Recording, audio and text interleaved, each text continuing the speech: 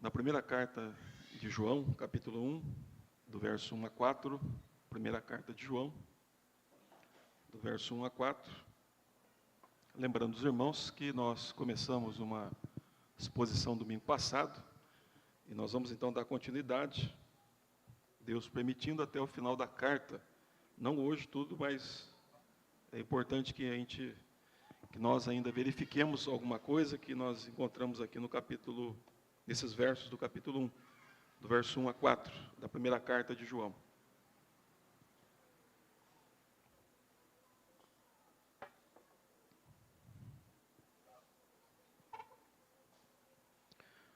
Diz assim: o que era desde o princípio, o que temos ouvido e o que temos visto com os nossos próprios olhos, o que contemplamos e as nossas mãos apalparam com respeito ao verbo da vida, e a vida se manifestou e nós a temos visto, e dela damos testemunho, e vô-la anunciamos a vida eterna, a qual estava com o Pai e nos foi manifestada. O que temos visto e ouvido, anunciamos também a vós outros, para que vós igualmente mantenhais comunhão conosco. Ora, a nossa comunhão é com o Pai e com o seu Filho Jesus Cristo. Estas coisas, pois, vos escrevemos para que a nossa alegria seja completa. Ou numa outra versão, estas coisas, pois, nos escrevemos para que a nossa alegria continue completa.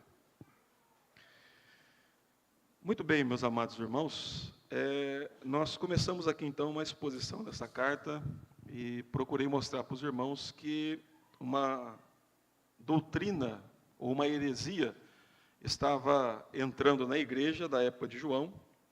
E, como nós falamos no domingo passado, essa heresia, ela negava que Cristo havia se encarnado.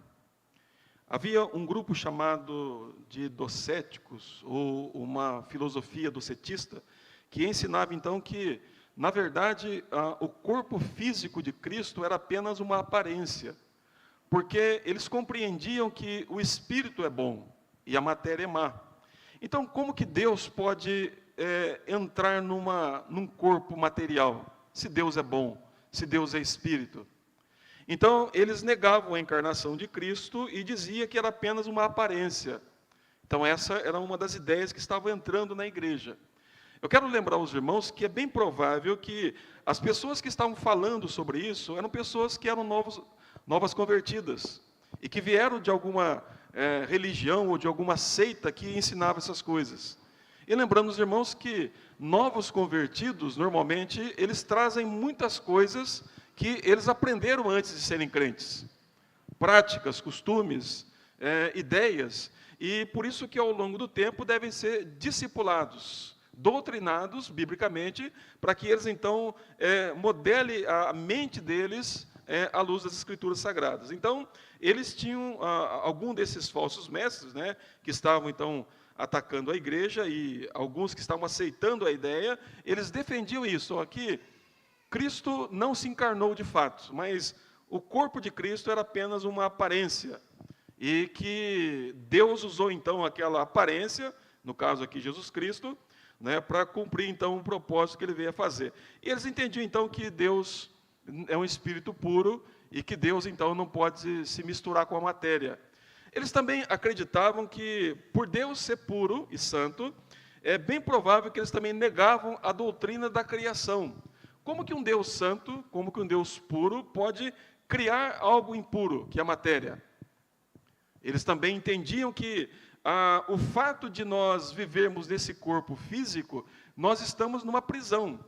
E que para nós, então, sermos libertos dessa prisão, nós precisamos alcançar um conhecimento elevado, que está escondido em algum lugar. Então, aqueles que são eleitos dentro disso, e isso já é um princípio do gnosticismo, você então deve ter um conhecimento elevado, e quando você chegar nesse conhecimento elevado, você então será liberto da escravidão do corpo, e você então será salvo, e você pode ter acesso a Deus. Então, observe os irmãos. Eles negavam a encarnação de Cristo, e eles defendiam uma salvação que viria por meio de um conhecimento secreto, um conhecimento elevado, que se você atingir esse conhecimento, então você pode entrar na presença de Deus. Também essa filosofia, ou esse ensino religioso, ele tinha um tipo de sincretismo. O que é isso? Eu me lembro que antes de ser crente, eu tinha alguns amuletos. Eu tinha um chaveiro, e nesse chaveiro tinha um pé de coelho, tinha uma figa e tinha uma bibrinha pequenininha. Por quê? Porque eu acreditava que esses 3 elementos poderiam trazer sorte para mim. Então, o que é o sincretismo religioso? Ele pega uma coisa de cada religião, de cada ideia filosófica, e forma uma doutrina de vida, ou um meio de vida, ou de crença. Ou seja, pega tudo de tudo, aquilo que é bom, e diz, olha, se fala de Deus, se são coisas que te elevam até Deus, então você pode usá-las. Então, é provável também que esse movimento, esse grupo que estava ressurgindo ali no período de João, ele era uma mistura, então, do docetismo, né, do gnosticismo e também do judaísmo. Então, era uma mistura de coisas, dizendo, olha, aqui está uma boa religião, que você pode ser salvo, você pode ter uma compreensão melhor de Deus, e você pode ter práticas e pensamentos que te elevam a Deus. Então, era isso que João estava combatendo, e por isso, então, João escreve a sua carta, e ele, então, começa mostrando, primeiramente, a divindade de Cristo, e aí ele fala da encarnação de Cristo também. Ele mostra Cristo como 100% Deus e 100% homem. E como que ele faz isso, então, e nós vimos um pouquinho no domingo passado, ele fala assim, olha, ele diz assim, ora, o que desde o princípio, o que temos ouvido e o que temos visto com os nossos próprios olhos, e o que contemplamos e as nossas mãos apalparam a respeito do verbo da vida, e a vida se manifestou e nós a temos visto e dela damos testemunho, e vô-la anunciamos a vida eterna, a qual estava com o Pai e nos foi então manifestada. Então, quando ele usa a expressão o que era desde o princípio, ele está usando a introdução que ele usa no seu evangelho, dizendo que no princípio era o verbo estava com Deus e o verbo era Deus. Então, ele mostra que Cristo é 100% Deus. E depois ele diz que esse que estava no princípio, que é 100% Deus, ele diz, nós o vimos, nós tocamos nele, nós contemplamos e nós ouvimos, para mostrar que Cristo se encarnou, ele se fez homem. Ou seja, você só pode tocar naquilo que é concreto, naquilo que é real, naquilo que é verdadeiro. Uma aparência é apenas uma aparência. Mas aqui ele diz que ele viu, ele ouviu e ele tocou. Então, é o testemunho que ele está dando. E ele usa a palavra aí, nós vimos, nós ouvimos, nós contemplamos e nós tocamos. Quero lembrar aos irmãos que, falei aqui domingo passado também, que é uma referência aos apóstolos, para mostrar que a mensagem de João é uma mensagem apostólica, ou seja, era um homem que foi autorizado por Cristo, enviado por Cristo, para falar em nome de Cristo, a respeito de Cristo, ele tinha a autoridade de Cristo para fazer isso. Então, é importante entender que é a doutrina apostólica bíblica que revela quem Cristo é, e que nos ensina quem Cristo é. Então, João diz, nós vimos, ouvimos, e contemplamos e tocamos a respeito do verbo da vida. Agora, eu quero chamar a atenção dos irmãos aqui para o versículo 3 e 4, porque ele fala algo importante aqui, ele vai falar sobre a comunhão, né, com o Pai e com o Filho. Ele diz assim, o que temos visto e ouvido, anunciamos também a vós outros, para que vós igualmente mantenhais comunhão conosco. Ora, nossa comunhão é com o Pai e com o seu Filho Jesus Cristo. Estas coisas, pois, vos escrevemos para que a nossa alegria seja completa. Então, vamos lá. João diz, olha, o que nós vimos, o que nós ouvimos, o que nós tocamos, o que nós contemplamos, ele diz, nós anunciamos para vocês. E observe então que ao fazer isso, então, ele diz que essas verdades que ele está anunciando a respeito da pessoa de Cristo é a verdade que leva a nós termos comunhão com o Pai e com o Filho. Aqui, irmãos, tem um ponto importante. Quero chamar a atenção dos irmãos aqui. João está dizendo o seguinte, olha, o que nós estamos anunciando para vocês é aquilo que foi dado para nós anunciar. E foi então dado pelo Senhor Jesus. E ele diz, e aquilo que nós estamos anunciando para vocês é que nos faz ter comunhão com o Pai e ter comunhão com o Filho.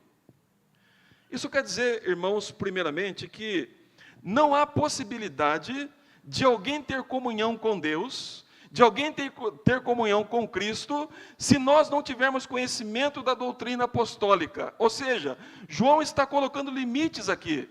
Ele está dizendo o seguinte: olha, se vocês não crerem naquilo que nós estamos pregando, se vocês não entenderem aquilo que nós estamos pregando, se vocês não assimilar aquilo que nós estamos ensinando, e se vocês não colocar fé nisso, vocês estão impedidos de ter comunhão com Deus, em outras palavras. Ou seja, o que nos leva a ter comunhão com Deus e com os nossos irmãos em Cristo é a doutrina apostólica sobre a pessoa de Cristo Jesus.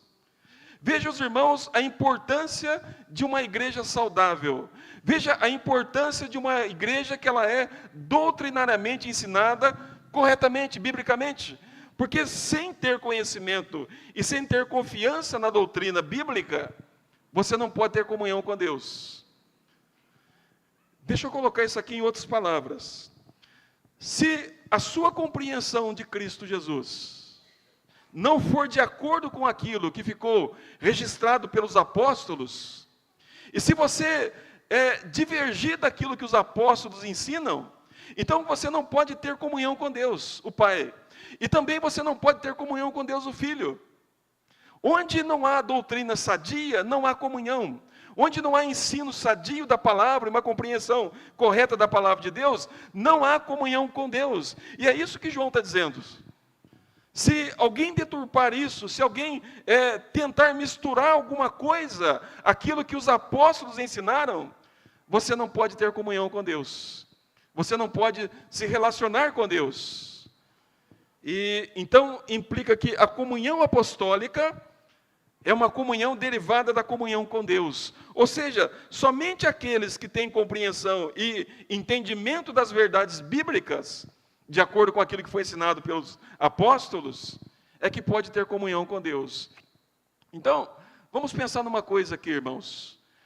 Quando doutrinas são ensinadas de maneira errada, você não tem comunhão. Não há como ter comunhão com Deus. E é isso que João está ensinando. Ele diz, olha, para que nós possamos manter comunhão conosco mesmos e com Deus, o Pai, e com Deus, o Filho, nós precisamos crer exatamente naquilo que Ele nos deu para anunciar. Então, ele diz, se você pensa diferente daquilo que está sendo ensinado aqui, não há comunhão, não há salvação, não há intimidade com Deus. Compreenda isso, fé não é uma coisa cega, fé não é um sentimento, fé não é fé é o conhecimento da verdade, é a assimilação da verdade, é crer na verdade bíblica, e uma vez que nós cremos de acordo com as Escrituras, meus amados irmãos e ouvintes, conforme os apóstolos ensinaram, então aí você pode ter comunhão com Deus, o Pai, e com Deus, o Filho. Então, veja o problema da heresia. A heresia nos afasta de Deus. A heresia impede comunhão com Deus. Então, onde não há pregação verdadeira, onde não há ensino verdadeiro, onde não há um desenvolvimento verdadeiro das verdades bíblicas, não há comunhão. Muitas vezes nós ouvimos assim, não, é importante que lá fala de Deus. Fala de Deus, está bom. Não, não está bom, não. Nós não podemos ser ingênuos a esse ponto de achar que, porque alguém está falando de Deus, então está bom, não está, porque o diabo fala de Deus. Ele cita a Bíblia também. Então veja que João diz, olha, se vocês não crerem, se vocês não atentarem para aquilo que nós estamos falando, aquilo que nós vimos, ouvimos e tocamos, se vocês não abraçarem isso, vocês não podem ter comunhão conosco. E não tendo comunhão conosco, também não podem ter comunhão com o Pai e comunhão com o Filho.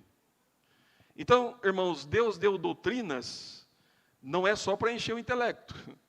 Deus deu doutrinas para que nós aprendamos, e aprendendo doutrinas bíblicas, nós possamos ter comunhão com Ele, da maneira que Ele quer ser adorado, servido, e assim também como nós podemos andar com Deus.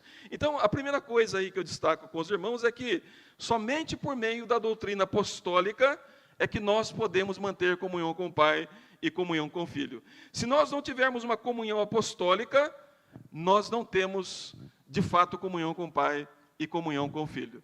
Lembrando que os apóstolos são instrumentos do Senhor para anunciar sobre Ele, registrar sobre Ele. A autoridade apostólica é uma autoridade divina.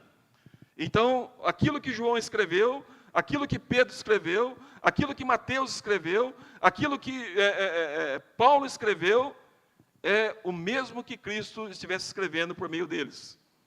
Então, ele diz que sem esse conhecimento das verdades que ele estava anunciando, não é possível ter comunhão com o Pai. Então, a primeira coisa aqui, irmãos, que sem o conhecimento doutrinário, da doutrina apostólica, não há comunhão com Deus e nem com o Filho. Uma segunda coisa que João diz aqui é sobre, ele diz assim, ora, a nossa comunhão é com o Pai e com o seu Filho Jesus Cristo. A palavra comunhão aqui, irmãos, ela tem que ser entendida como um vínculo de amizade, de amor. Ou seja, são duas pessoas que entraram numa aliança. E essa aliança envolve amor, envolve compromisso, envolve intimidade. Alguém que anda junto, alguém que está sempre compartilhando uma coisa com a outra. Eu acredito que a melhor ilustração disso é o casamento. Quando pessoas se casam, um homem e uma mulher, eles fazem ali uma aliança. E há um compromisso de comunhão, de intimidade, de amizade. Então, a ideia aqui de comunhão é alguém que vive junto, é alguém que compartilha tudo que tem com o outro. Então, João diz assim, ora, a nossa comunhão é com o Pai e com o seu Filho Jesus Cristo. Ou seja, o que João está dizendo? Primeiramente que há uma aliança. Deus fez uma aliança. E essa aliança envolve amor, envolve intimidade, envolve compromisso, envolve caminhar juntos, envolve um vínculo de pessoas que estão caminhando de uma maneira muito forte juntos. Uma ama a outra, com todo o seu ser, com toda a sua energia e com tudo aquilo que tem. Então, João diz, a nossa comunhão é com o Pai e com o Filho. Então, por isso, o compromisso de João era, nós pregamos o que nós ouvimos, o que nós vimos, o que nós tocamos, nós proclamamos a vocês, porque nós temos comunhão com o Filho, e nós temos comunhão com o Pai. Ou seja, irmãos, Deus entrou em uma aliança conosco. Igreja é isso, é um povo que Deus veio até eles e fez uma aliança com eles. E essa aliança envolve comunhão, envolve intimidade, envolve compromissos. Então, o que João está dizendo aqui é que essa comunhão que ele tem e que ele está compartilhando com a igreja da qual ele escreve, ele diz, é com o Pai e com o Filho Jesus Cristo. Eu quero perguntar para você assim uma coisa, e eu quero saber se você teria condições de me responder isso. Você sabe qual é o perfume que Deus usa? O apóstolo Paulo diz que nós exalamos o perfume de Cristo. E para alguns que cheiram esse perfume, eles sentem cheiro de vida. Mas tem alguns que cheiram esse perfume e eles sentem cheiro de morte. Mas para você eu pergunto, qual é o cheiro do perfume de Deus? Isso é comunhão. Isso é intimidade. Paulo diz, em mim está o perfume de Cristo Jesus. Porque Paulo conhecia esse perfume.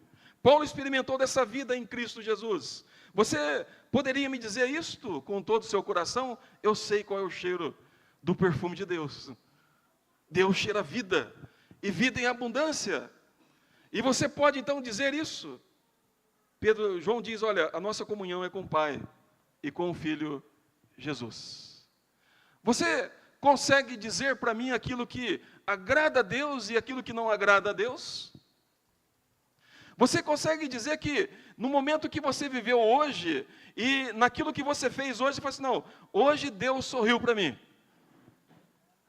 Hoje eu consegui ver o sorriso de Deus. Você consegue fazer isso? Isso é comunhão.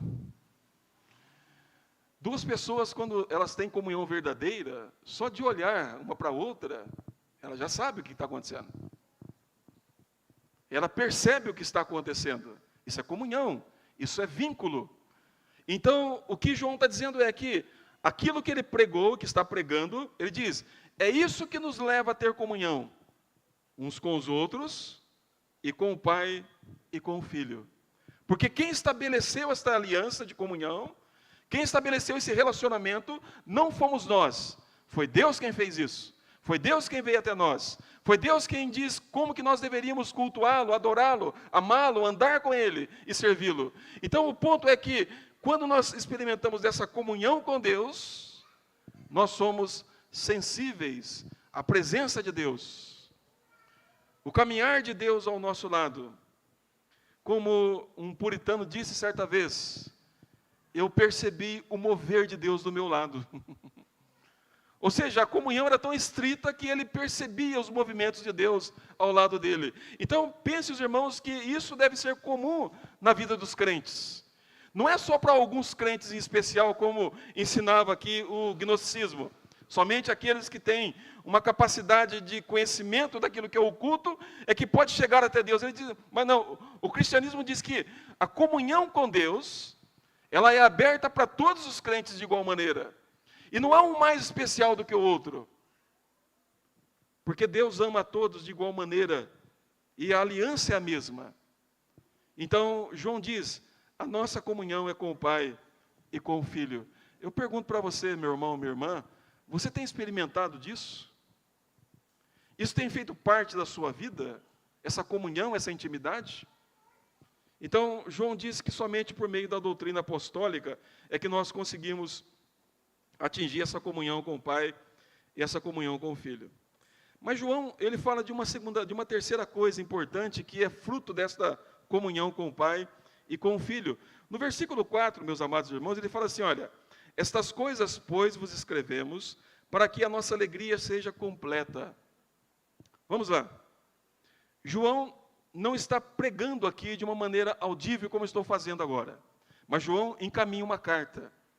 E João diz, olha, eu estou encaminhando essa carta e as verdades que aqui estão, para que vocês, então, creiam nelas, entendam, e para que isso, então, aconteça, e isso acontecendo, ele diz, a nossa alegria permanecerá completa.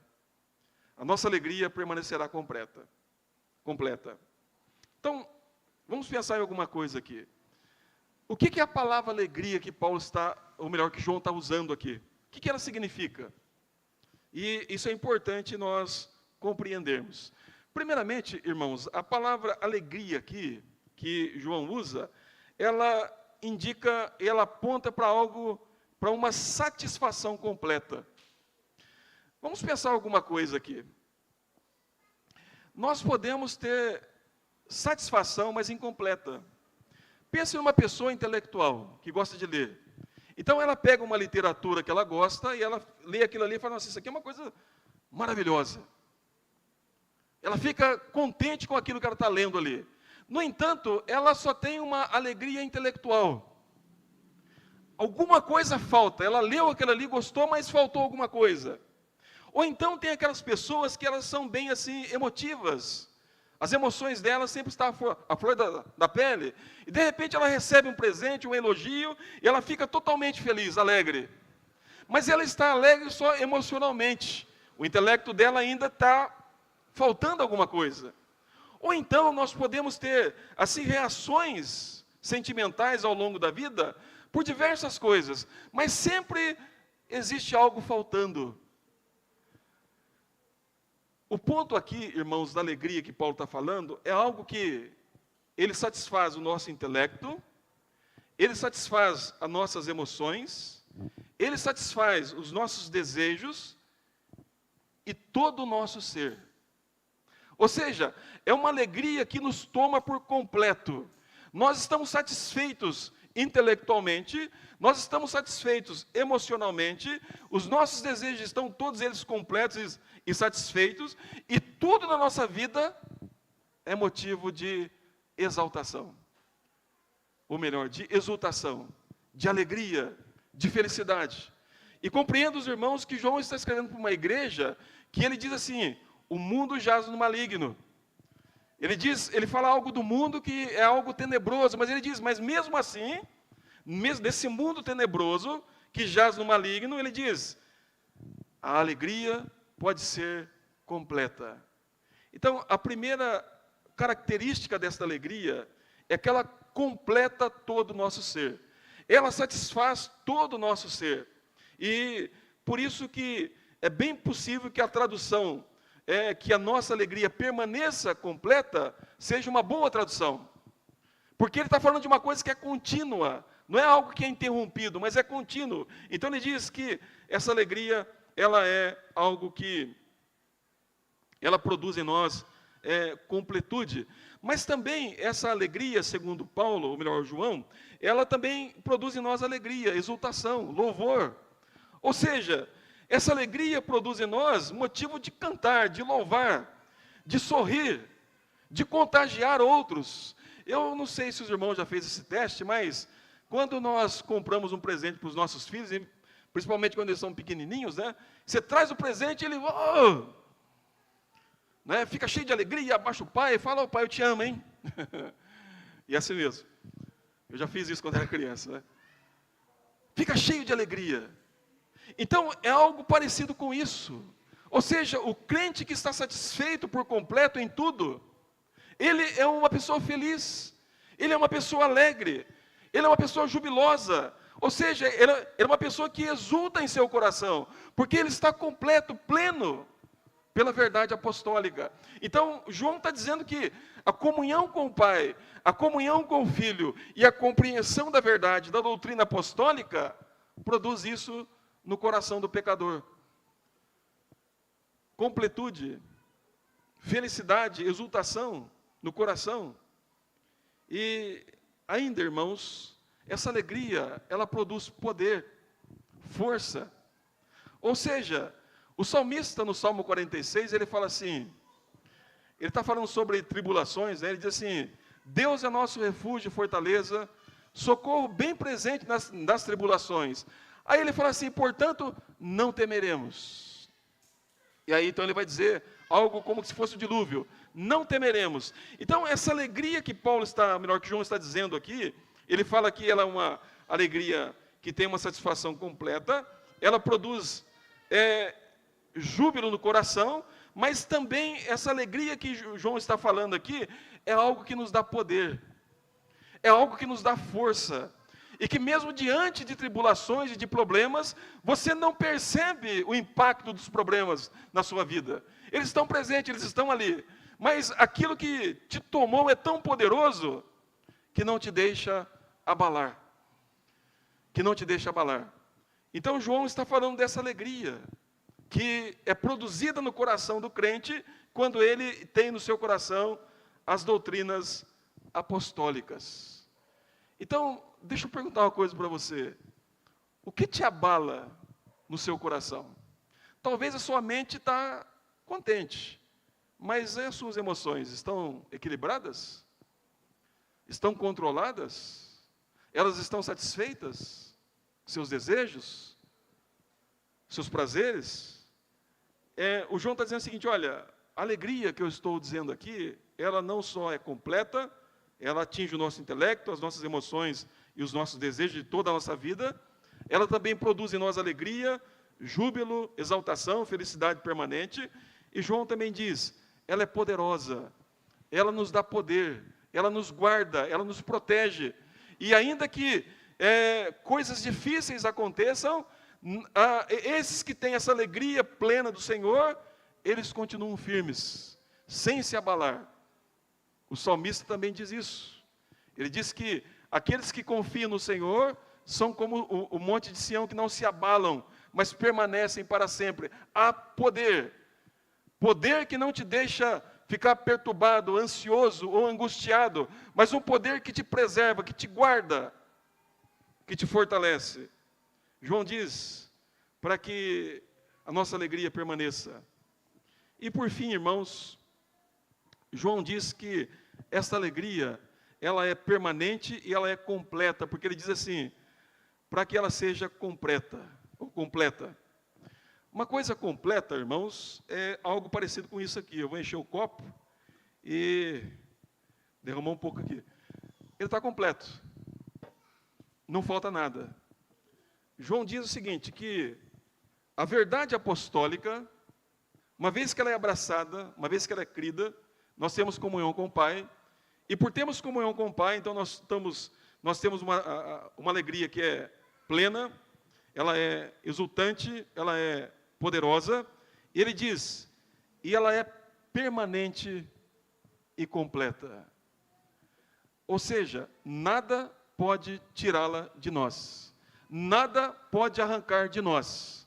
Nada pode mover 1 centímetro daquilo que Deus está fazendo em nós. Então, João diz, ela é plena, ela é completa e ela é contínua. Contínua na vida do crente. Os irmãos percebem a importância do verdadeiro ensino da palavra de Deus? E o que ele produz no coração do crente quando ele abraça essas verdades? João está dizendo que a heresia produz destruição, mas a verdadeira doutrina, ela produz algo pleno, algo completo, algo que deve ser tomado na sua plenitude. Se é completo, então nós temos que tomar tudo isso para nós, sem deixar uma gota fora. Então, João diz, para que a nossa alegria seja completa. Eu vou terminar, irmãos, e eu quero fazer algumas perguntas para vocês. Você é uma pessoa que crê na doutrina apostólica? Que Cristo é 100% Deus e 100% homem? E é uma só pessoa? Segundo o que diz as Escrituras? É isso que você crê? Você crê que de fato ele se encarnou e se fez homem? E como homem, ele se tornou nosso representante e substituto e ele sofreu de fato fisicamente? É isso que está no ensino apostólico. E eu pergunto para você, uma vez que você crê nisso, você tem experimentado esta comunhão com Deus? Você tem desfrutado dessa comunhão com o Pai e com o Filho? Veja quão glorioso é isso, meus amados irmãos. Deus não precisava fazer isso. Se Deus quisesse nos lançar, todos nós, no inferno, Ele seria justo. E nós estaríamos no inferno dizendo para Deus, o Senhor é justo. O Senhor é verdadeiro. E nós estamos aqui por culpa nossa. Mas Ele veio ao nosso encontro e nos salvou. E compartilha conosco aquilo que Ele tem, ou aquilo que Ele é. Aquilo que Ele é a fonte, a alegria. Pergunto para você, você tem experimentado disso em sua vida? Dessa comunhão? Dessa intimidade? Isso é ser crente. Não tem jeito de ser diferente. Nós somos crentes porque temos comunhão com Deus, ou porque Deus tem comunhão conosco. Então, você tem experimentado disso? Pergunto para você, você está satisfeito ou satisfeita? Seu coração se sente completo? Pleno? É assim que você se sente como um crente? Mas você pode me convencer, não, pastor, mas eu creio na Bíblia, só que eu tenho... Não, você não vai me convencer. Porque a Bíblia não vai mudar. E ainda que eu tente torcer a Bíblia, eu vou causar problemas para você. Mas o ponto é que ela está dizendo que a alegria que vem em nós, ela nos preenche por completo em todos os sentidos. Como estão as suas emoções? Você tem sido um homem ou uma mulher que expressa júbilo, exaltação, alegria? Quando alguém olha para você, diz, por que ela é assim? Por que ela está cantando? Eu conheci uma senhora, e vou terminar aqui, e eu tinha muita alegria de ir à casa dela, às vezes que eu voltava lá para Jacarezinho. Era uma senhora idosa, e a casa dela sempre estava cheia de gente, e havia um motivo para isso. E eu me lembro que eu chegava lá, eu não falava nada, eu sentava, dava o tom do assunto e ela falava, horas e horas. E eu queria ouvi-la horas e horas. Tinha dificuldade de sair dali porque eu queria ouvir cada vez mais aquela mulher falando. Essa senhora, todo tipo de doença que você pensar, ela tinha. Uma senhora idosa, morando sozinha ali. Mas existia algo naquela mulher que contagiava a qualquer um que entrava ali. Muitas almas foram levadas a Cristo pelo testemunho daquela mulher. Havia uma alegria nela que era imbatível. Era algo que você não conseguia tirar dela, apesar de tudo que ela sofria e passava. Eu perguntava, mas como assim, né? Ainda era novo cristão, né? E estava, como assim? Qual o segredo daquela mulher? Aquela mulher conhecia Cristo. Aquela mulher tinha intimidade com Deus. E uma das últimas conversas que eu tive com ela, a satisfação de tê-la, depois que ela foi internada, eu fui visitá-la, e ela falou assim, olha, meu irmão, o meu maior desejo agora é estar com Cristo, e quando eu chegar lá, se eu puder fazer isso, eu quero abraçá-lo, e dizer, Senhor, muito obrigado por tudo que o Senhor fez por mim. Comunhão com o Pai, e comunhão com o Filho. Essa senhora chamava Geni Figueiredo. Se vocês forem em Jacarezinho, vocês vão ter testemunho dela lá. Pergunte quem é essa mulher, e vocês vão conhecê-la. E como era bom ouvi-la. Como era bom sentar ali e escutar aquela mulher falar. Ali tinha uma aula de teologia prática, bíblica. Uma mulher que experimentou profundamente de Deus. Mas ela não era melhor do que nós. Ela não era especial. Era uma pecadora assim como nós. Mas que creu nas verdades bíblicas. Isso quer dizer, meu irmão e minha irmã, que você pode ser alguém assim. Se você conhece o Pai, se você conhece o Filho, e se a alegria do Pai, do Filho está em você, você pode contagiar também a outros. Então, que Deus vos abençoe, que Deus vos fortaleça, e que Deus assim nos use como instrumentos dele para manifestar em nós quem Ele é, o que Ele pode fazer, e o que Ele produz na vida daqueles que creem verdadeiramente nele. Que Deus os abençoe. Amém.